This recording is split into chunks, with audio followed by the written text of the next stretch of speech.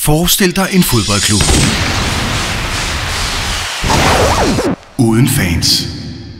Meget trist.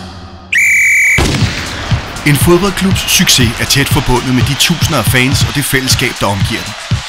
Tænk på, hvad fans betyder for en klub. Kampdagen på stadion. Fyldt stadion. Og alle de tusindvis af fans, der ser med i tv til glæde for klubben og sponsorerne. Og vigtigst af alt, fans, der støtter holdet.